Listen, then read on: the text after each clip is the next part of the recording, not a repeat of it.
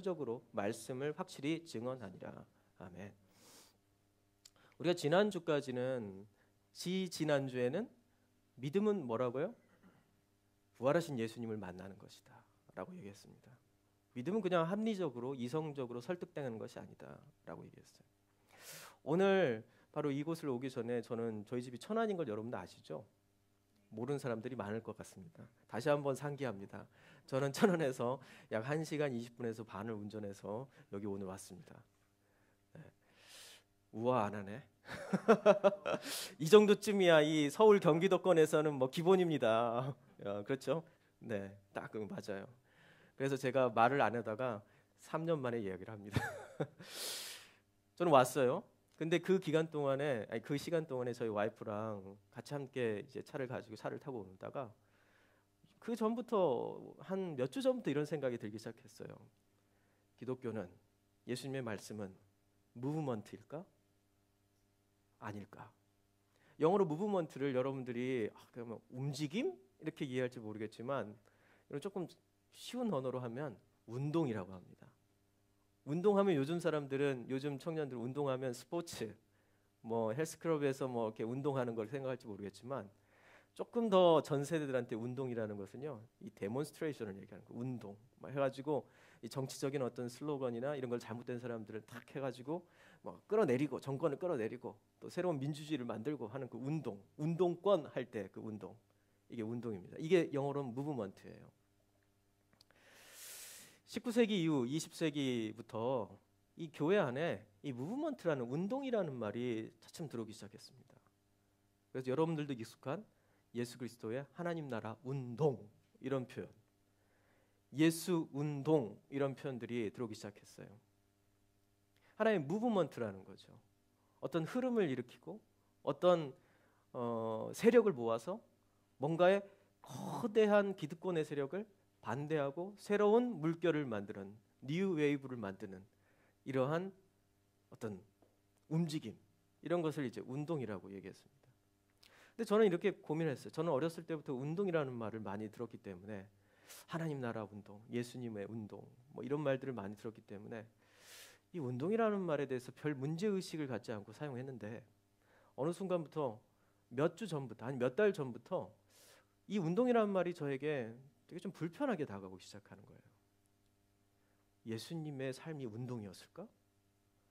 거대한 어떤 정치적 흐름과 물줄기를 바꾸기 위한 어떤 세력화를 하는, 그리고 정당을 만들고 세력을 만들고 학생 운동권을 만들고 거기에서 학생 조직을 만들어서 조직적으로 데모를 하고 그래가지고 뭔가의 어떤 기득권을 타파하기 위한 어떤 움직임이었나?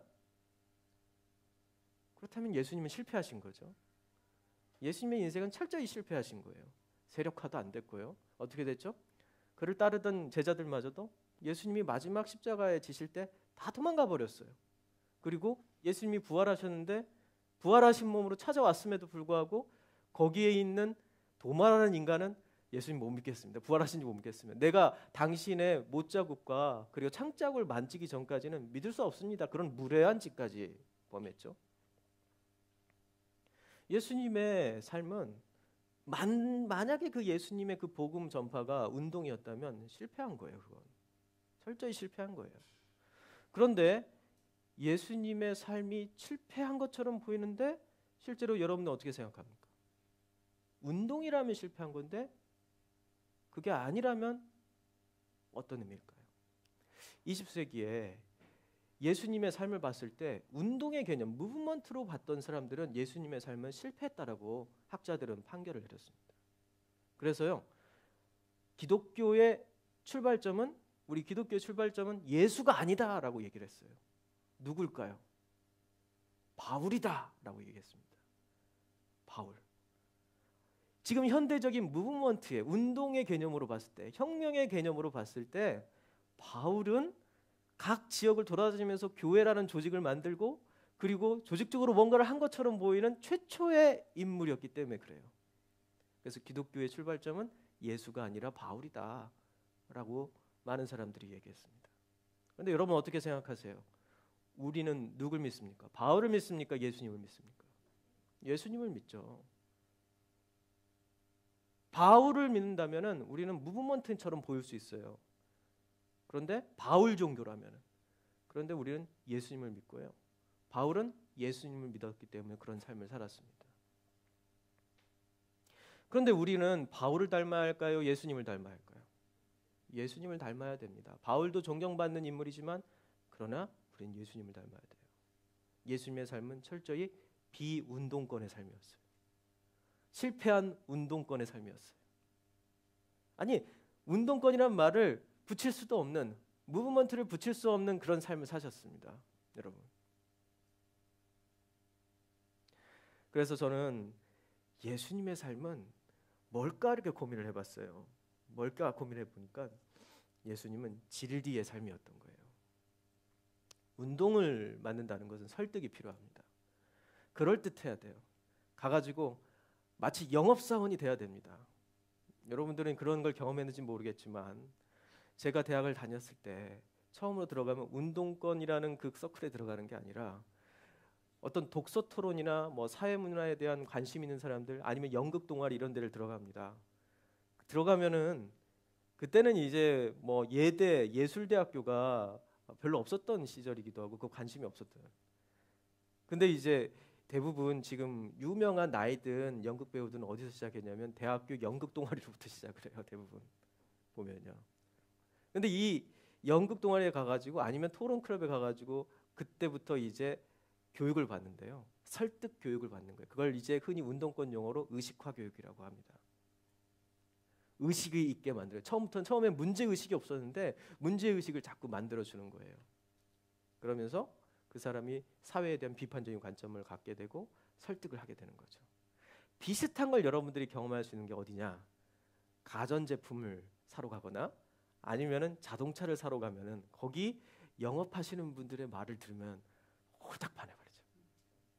온갖 비교 대상과 막 진 그런 것들 다 하면서 상대편 뭐 삼성에 갔다 그러면 상대편에 있는 LG를 위해서 그거에 대한 비판점들을 쫙 내면서 평상시엔 LG에 대해서 아무 문제의식이 없었는데 갑자기 문제의식이 막 발동하면서 이걸 사게 되면은 이 LG 가전제품을 사게 되면 난 망할 것 같아. 그런 느낌을 갖게 만들어주죠. 자동차를 사러 가보신 적은 아직 없겠지만 자동차를 한번 사러 가면 그 영업사원은 더 특화되어 있습니다. 마치 이 자동차를 사면 나의 안정한 삶과 나의 모든 것들이 다 보장될 것 같아요. 여러분 현대차 중에서 여러분 제일 좋은 차가 어떤 차예요? 제네시스. 그런데 제네시스보다 사람들이 어떤 차를 제일 많이 아는지 아세요? 그랜저를 더 많이 압니다. 그랜저는요 저희 때는 최고 부의 상징이었어요. 각그랜저 여러분 보셨나요? 각그랜저 각이 딱딱 잡힌 지금 이제 아이오닉 그 전기차 있잖아요. 그것처럼 각이 잡힌. 그래서 사실 이 디자인이 이제 복고풍이 되는 시절이에요. 각그랜저 하면 최고의 부의 상징이었습니다. 그때는 뭐 외제차를 타고 있는 사람도 없었기 때문에요, 별로. 근데 어느 날 몇 년 전이었어요. 몇 년 전 그랜저가 모두 다 풀 체인지 되면서 광고가 나오는데요. 그 광고에 조승우가 나오고 뭐 몇 사람이 나왔어요. 그 광고의 문구가 너무 웃겼어요. 그런데 그 광고가 대박을 칩니다. 광고의 문구가 뭐였죠? 성공한 사람들의 차. 성공한 사람들이 그랜저 타고 다니겠어요, 요즘? 실제로 삶은 실제 세상에서는 뭐라고 얘기했냐면 대기업 과장들의 차다 이렇게 얘기했어요. 그런데 대기업 과장들에게 그 차를 사게 되면 어떻게 해요? 성공한 인생이 된다라고 좀 이 어떤 이미지 메이킹을 한 거죠. 이게 바로 운동권의 어떤 프로파간다라고 해요. 운동권의 선전입니다. 이런 게요. 근데 예수님은 어떻게 하셨는지 아세요? 사람들을 모아놓고 말씀을 딱 전하신 다음에 알쏭달쏭한 이 말씀을 하시는 거예요. 씨 뿌리는 자의 비유. 야, 밭이 여러 개인데 돌짝밭에 떨어진 게 있고 길가에 떨어진 게 있고 가시밭에 떨어진 게 있고 그리고 옥토에 떨어진 게 있다. 근데 이게 무슨 의미인지 아냐? 알 게 뭐야? 이게 도대체 뭔 말인지 어떻게 알아? 그러놓고 하시는 말씀이 귀 있는 자는 들을지어다. 귀 있는 자는 들을지어다. 들을 사람은 듣고 안 들을 사람은 안 들어. 너무 배짱이잖아요. 이런 태도가 뭡니까? 진리에 대한 태도죠. 진리는 논증이 필요가 없어요. 설득할 필요가 없습니다.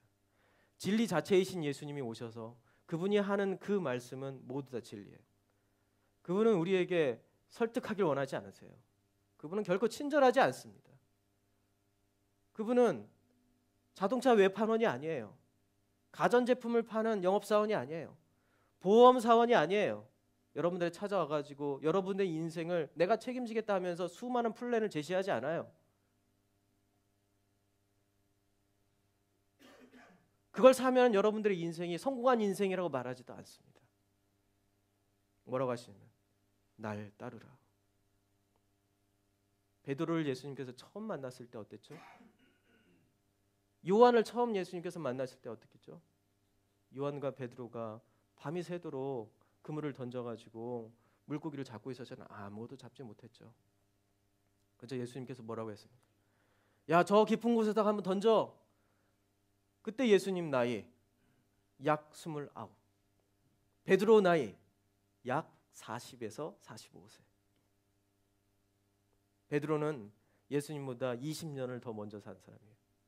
그 당시 베드로는 바닷가에서 이 갈릴리 호숫가에서 잔뼈가 굵은 정말 대단한 어부였고, 베드로는 단순히 고용된 어부가 아니었다는 걸 여러분 아셔야 돼요.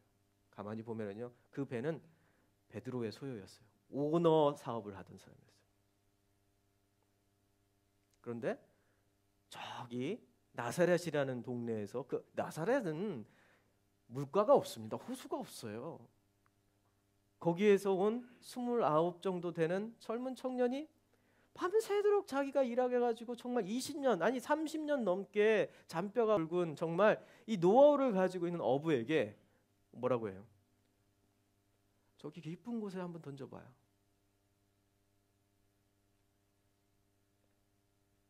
이런 게 예수님이 하시는 방법이에요. 베드로는 어떤 이유에서인지 아무 논리적인 설득도 안 되는 그곳에서 갑자기 그물을 던졌어요. 어떤 이유에서인지 미쳤겠죠. 갑자기 정신이 나갔던 거예요. 밤새도록 열심히 일했는데 정신이 이제 아무것도 못하니까, 아무것도 못 잡으니까 힘은 다 빠지고 정신은 나가고, 그래 뭐 이 젊은 저 청년이 개소리를 하니까 내가 한번 그래 믿자야 본전이지 던졌다는 거예요. 근데 그물이 찢어질 정도로 잡히고, 그리고 배가 침몰을 하려고 하는 거예요. 그러니까 주변에 있는 요한과 그리고 주변에 있는 사람들의 배를 불러가지고 같이 걷어들였습니다. 그러니까 예수님이 뭐라고 하세요? 날 따르라. 그 한마디 하셨어요. 왜요? 진리를 습득하는 방법을 예수님은 가르치신 거예요. 진리는 논리로 설명하는 게 아니다. 진리는 그 자체가 논리이고 그 자체가 거부할 수 없는 것이다. 그리고 그 진리를 경험하고 그 진리의 선포를 받은 사람은 선택밖에 없습니다. 따르든지 따르지 않든지. 날 따르라. 그래서 예수님의 삶과 예수님의 부활은요, 무브먼트가 아니에요. 운동이 아닙니다. 예수님의 삶과 예수님의 방식은 진리의 선포예요. 그리고 여러분들에게 또 우리에게 남겨진 과제는 논리적 설득으로 나를 설득시켜 보세요 라고 하는 것이 아니라 인격적인 결단입니다. 바로 오늘 말씀 가운데는 이 인격적인 결단을 촉구하고 그 인격적인 결단을 살아가는 삶의 네 가지 형태의 삶이 나오는데요. 그게 바로 문화사회적 변혁의 삶, 귀신을 쫓아내며 지난주에 얘기했죠. 그리고 두 번째, 이웃과 타자를 향한 환대적 삶, 새 방언을 말하며, 그리고 오늘 흔들리지 않는 평안과 안정의 삶. 이런 문구가 좀 비슷한 게 있죠. 흔들리지 않는 편안함. 있죠. 네, 흔들리지 않는 편안함. 그 다음 뭐뭐 쓱 침대. 여러분 아십니까? 모르죠? 미국에서 와서 몰라요. 두 사람은 너무 공부를 열심히 해서 두 사람은 모르는 것 같고. 예.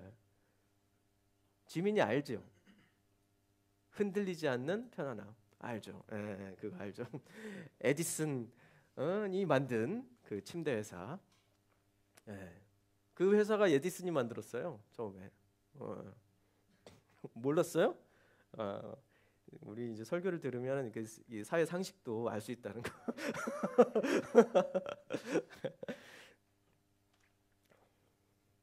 이 흔들리지 않는 평안과 안정의 삶. 이게 바로 예수님을 만난 진리를 만난 사람의 그리고 진리를 선택한 사람의 삶입니다. 이 세 번째 특징이에요.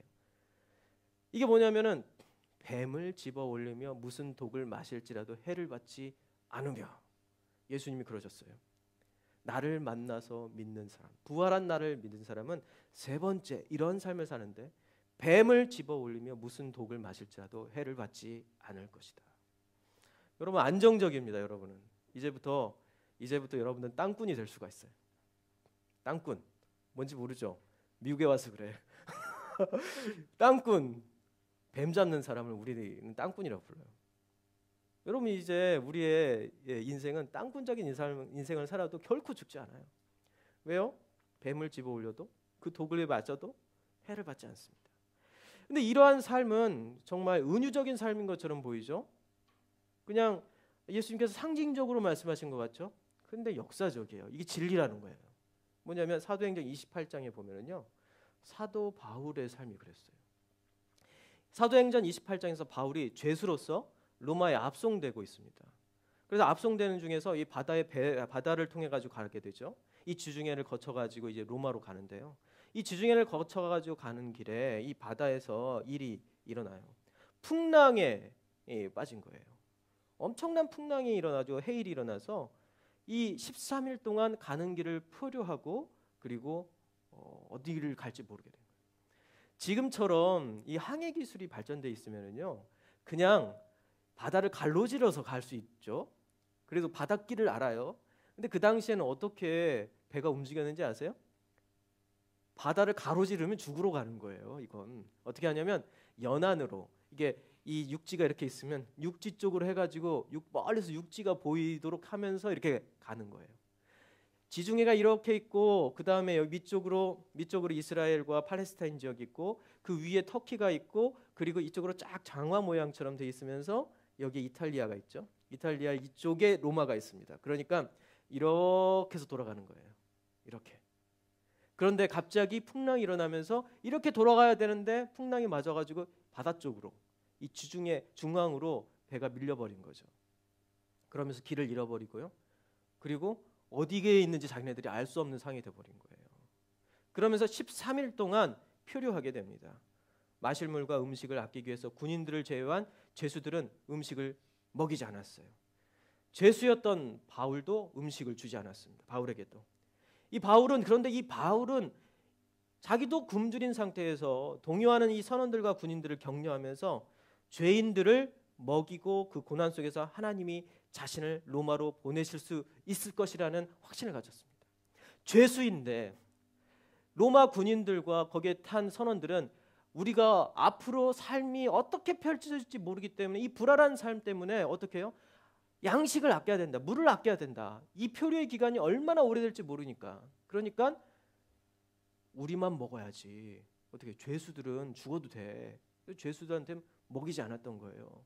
그런데 죄수 상태에 있었던 바울이 갑자기 느닷없이 일어나서 이들을 모두 다 평안하게 만들어.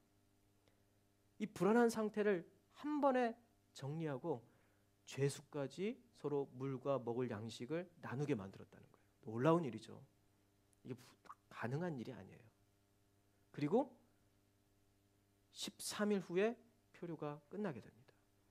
만약에 이 사람들이 이 표류가 몇 달씩 갈 거라면 이렇게 안 했겠죠. 바울은 이 표류하는 이 기간이 결코 길지 않을 것이라는 확신을 그들에게 줬어요. 어떻게 했는지 저도 다 모르겠어요. 이 크리스찬의 정말 놀라운 능력이 있는 삶인 것 같아요. 지금도 불안하죠. 삶이 불안하고 이 세상이 어떻게 갈지 모르겠고 저는 안타까운 게 예전에 저한테 비트코인을 사라고 했던 청년이 어떤 상황에 있는지 좀 걱정해요. 예전에 나한테 테슬라를 사라고 했던 그 청년이 지금 어떤 상황에 있을지 걱정해요. 사실 요즘 주가가 엄청 떨어졌잖아요. 테슬라도 떨어지고 다 떨어졌는데 그 친구는 요즘 잘 살고 있나? 좀 전화를 해볼 생각이 있는데 전화하면 또 자존심 상해할까 봐. 한때는 주식이 위를 향해서 솟구치고 집값이 위를 향해 솟구치다가 갑자기 또 꼬꾸라졌다가 이러한 롤러코스터와 같은 삶을 우리가 경험하고 삽니다. 한때는 정말 이 업종에 들어가면은 최고의 부자가 될 것이라고 했는데 지금은 그 업종이 사라져버리고 없는 것도 있어요. 어떻게 해요? 우리의 삶은 그래서 마치 개미의 삶이 최고의 삶인 것처럼 얘기할 수밖에 없는 삶이에요. 비축을 해야 되는 거죠. 배짱이의 삶은 이건 옳지 않은 삶인 거죠. 그런데 만약에 우리 모두 다 앞날에 대한 평안함과 그리고 안정함이라는 그 확신을 가질 수 있다면 우리 삶은 어떨까요? 좀 더 서로를 향해서 나누고 함께 할 수 있는 좀 여유로운 삶이 되지 않을까요? 지금 바울은 바로 이 로마 군인들이 죄수를 압송하고 있는 이 배 안에서 그 삶의 비전을 보여줬어요. 짧은 시간이었지만은 그들에게 안정감을 줬습니다. 앞날에 예측 가능한 삶을 그들에게 보여줬어요. 그러니까 그들이 이 죄수들에게 이 로마 군인들이 먹을 걸 공급하기 시작하는 거예요. 자기가 석 달 동안 난 여기서 표류하는데 석 달 동안은 살아야 돼라고 했던 생각이 꺾여지면서 야, 앞으로 우리는 분명히 이 바울의 말만 믿으면 우리는 분명히 여기에서 해결할 수 있어 라고 생각하면서 자기 먹을 것을 죄수들에게도 주기 시작한 거예요. 바로 이게 크리스찬의 안정된 삶이라는 것입니다.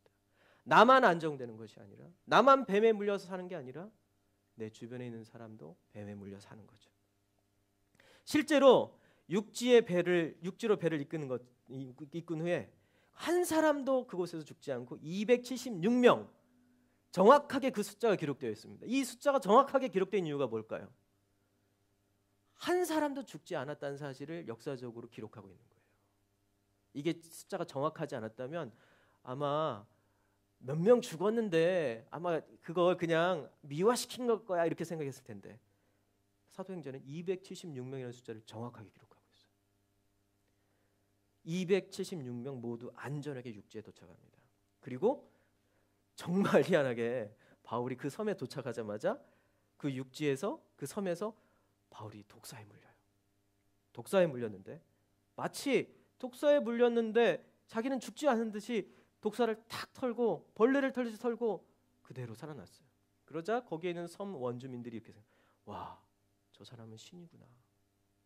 독사에 물렸는데도 죽지 않다니 신이구나. 그러면서 그를 추앙하려고 합니다. 추앙, 요즘 유명한 드라마에서 하는 말이죠.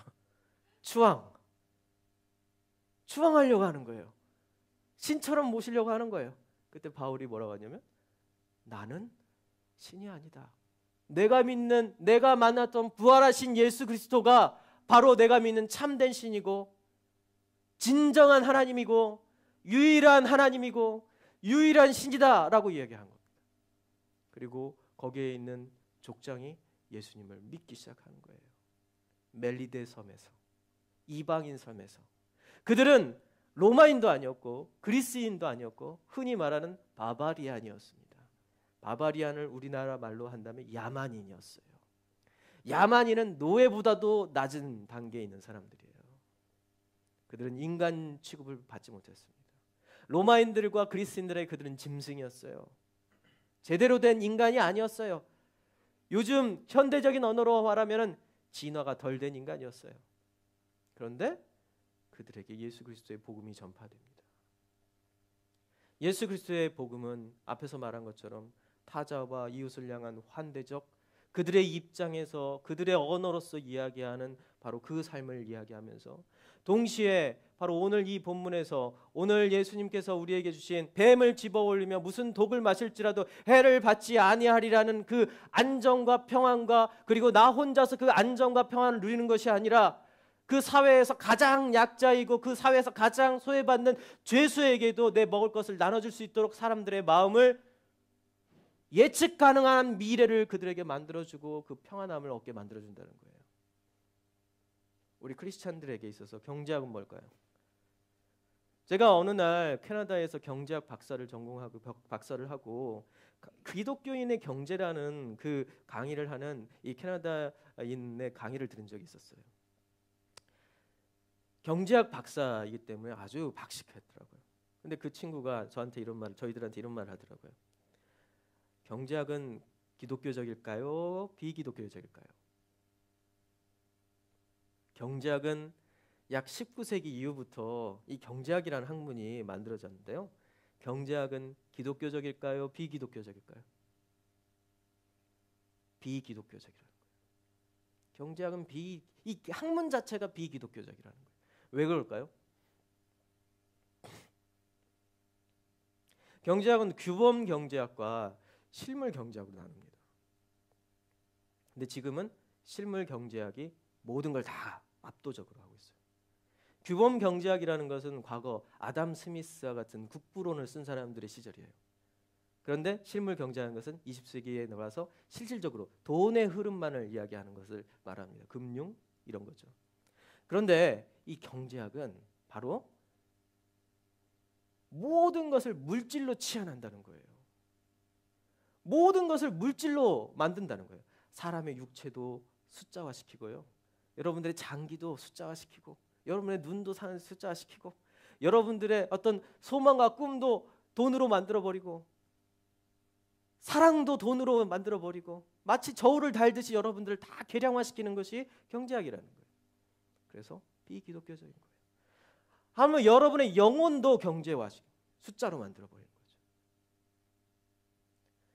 그런데 이 경제학이 가장 중요하게 여기는 점이 뭐죠?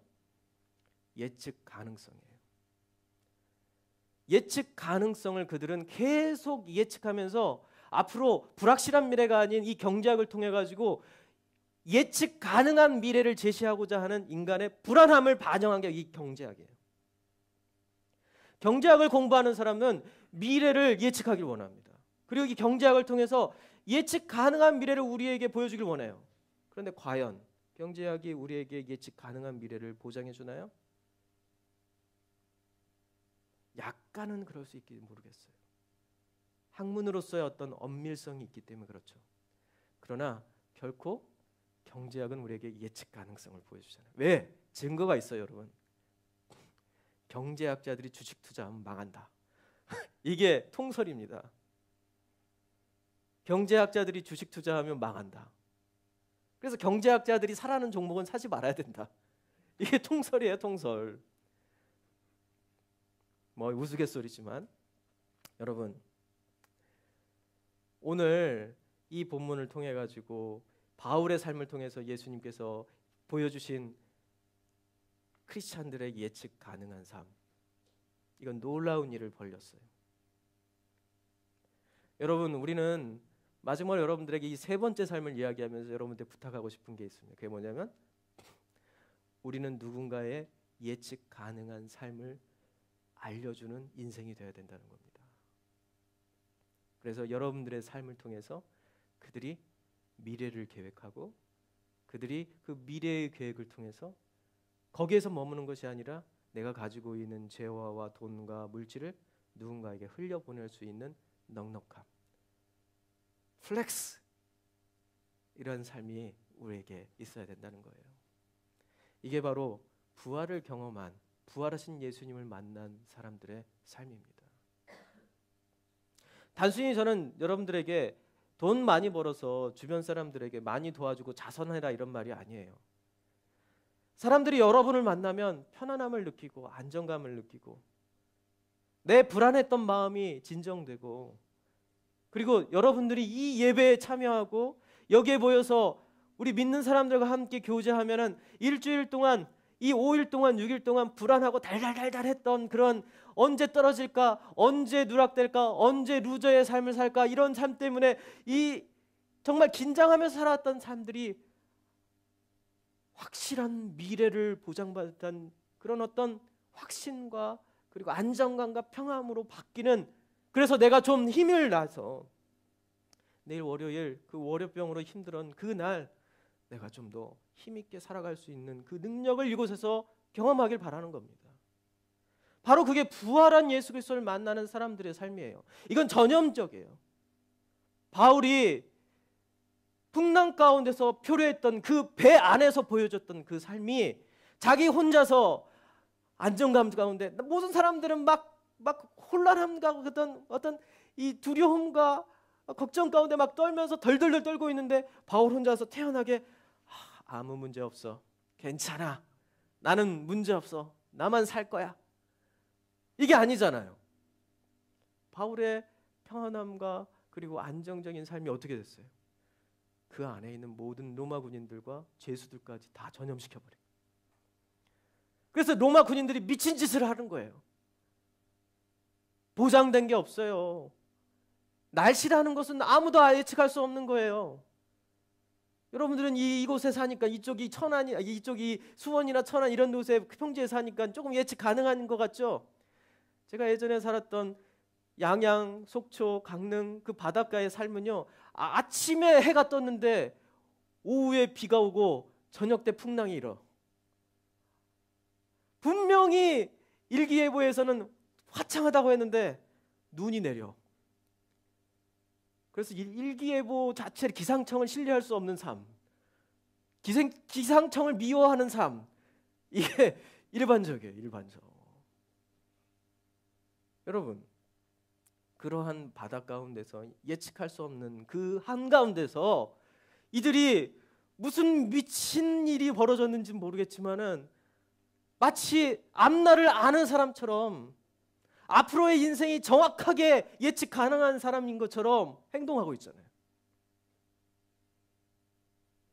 바울의 하나님을 향한 부활하신 예수 그리스도를 만났던 그 바울의 확신이 그들에게 전염된 거예요. 예수님은 우리에게 확실한 인생을 보장해 줍니다. 그게 뭐죠? 결코 너를 포기하지 않겠다. 가장 극한의 어려움 가운데서도 내가 네 손을 결코 놓지 않을 거다. 오늘 예수님께서 이 구원의 보장이라는 것은, 바로 이 구원의 보장이라는 것은 결코 어떤 상황 가운데서 너의 손을 놓지 않겠다는 겁니다. 너와 함께 그 손을 잡고 풍랑으로 뛰어들겠다. 너와 함께 그 손을 잡고 눈물의 한 바다 가운데 뛰어들겠다.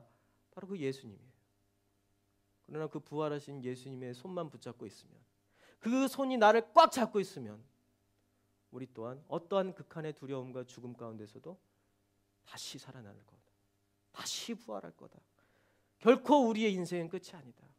결코 우리의 삶은 거기서 끝나지 않는다는 확신이 있는 겁니다. 여러분, 여러분의 그 삶이 여러분 주변에게 전염되기를 원합니다. 같이 기도합시다.